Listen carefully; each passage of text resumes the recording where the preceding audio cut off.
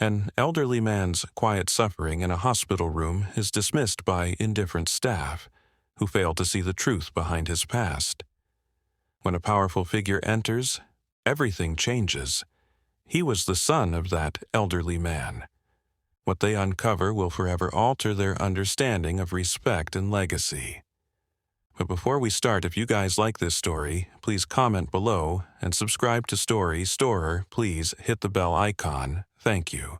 Colonel Thomas "Tom" Adams lay in a stark hospital room, the beeping monitors a cold reminder of time slipping by.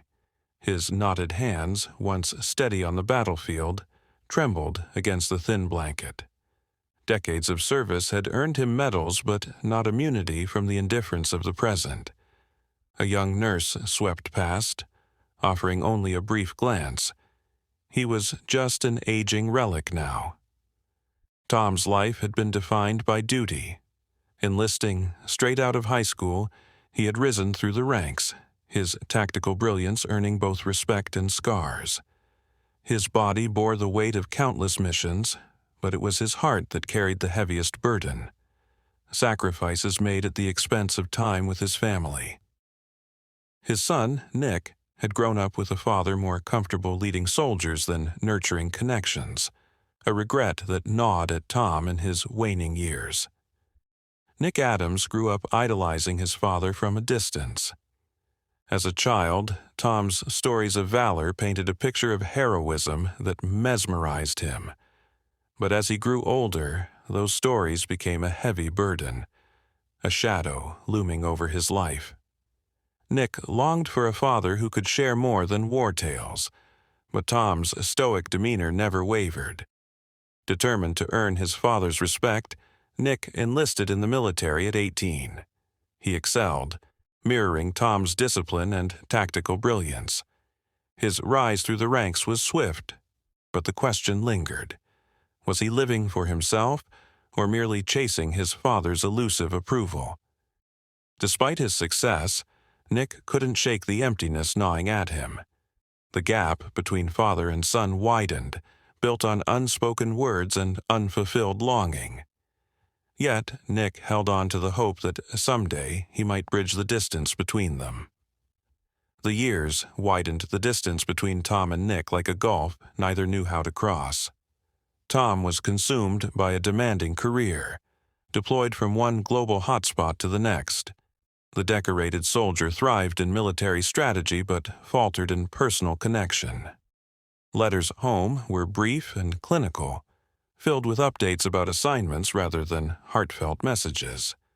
Nick, now an adult and a rising star in the military himself, struggled with the same stoic tendencies as his father.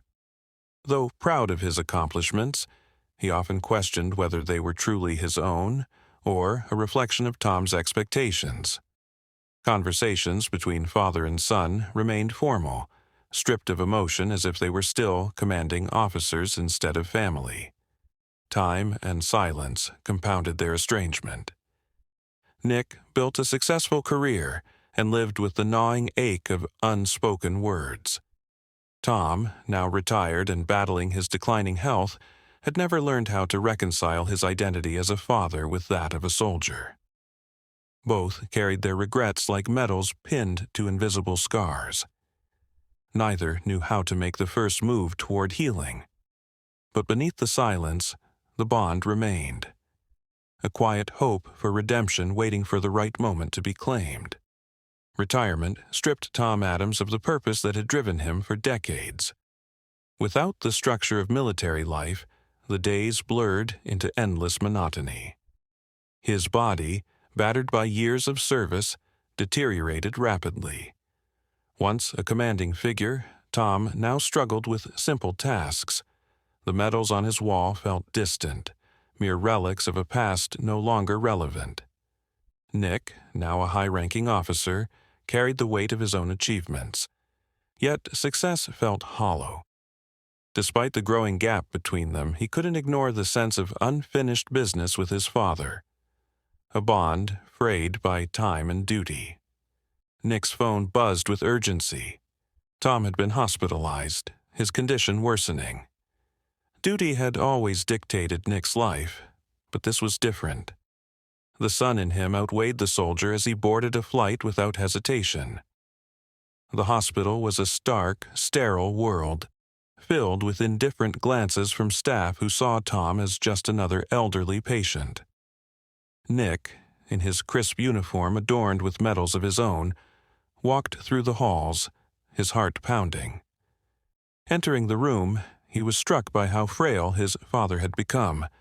Tom's once sharp gaze was dulled by illness, but recognition flickered when he saw Nick. Silence stretched between them, heavy with unspoken words. Nick pulled a chair close, gripping his father's trembling hand. "I'm here, Dad," he said softly. Tom's lips quivered as he whispered, "You always were stronger than me." Nick's chest tightened. For the first time, the walls of stoicism crumbled. This wasn't about rank or medals. It was about a son and his father, finally meeting as equals. The battle for connection had been long, but Nick was ready to fight for it now, no longer as a soldier, but as a son. The atmosphere shifted the moment Nick entered the room in his distinguished uniform. The hospital staff, who had dismissed Tom as just another patient, suddenly stood straighter, their dismissiveness replaced by curiosity and respect. Tom's eyes flickered with a spark of pride, though his body remained frail against the bed. "Look at you," he rasped, his voice weakened by years of wear and regret. "You made it." Nick's throat tightened. "I had a good teacher." A moment of silence hung between them, heavy yet healing. The father, who had once commanded legions, now sat humbled by time, and the son who had followed in his footsteps stood ready to bridge the gap forged by years of emotional distance. "I'm sorry," Tom said, his voice cracking, "for not being there the way you needed." Nick squeezed his father's hand, steady and unwavering. "I know, Dad, but you were always there in your own way." For the first time in years, the weight lifted. Tom let the tears come, no longer burdened by the need to be strong. Nick held on, not as a soldier, but as a son reclaiming lost time. In that quiet room, the war between them finally ended, love emerging victorious. Silence hung heavy in the hospital room, broken only by the soft beeping of monitors.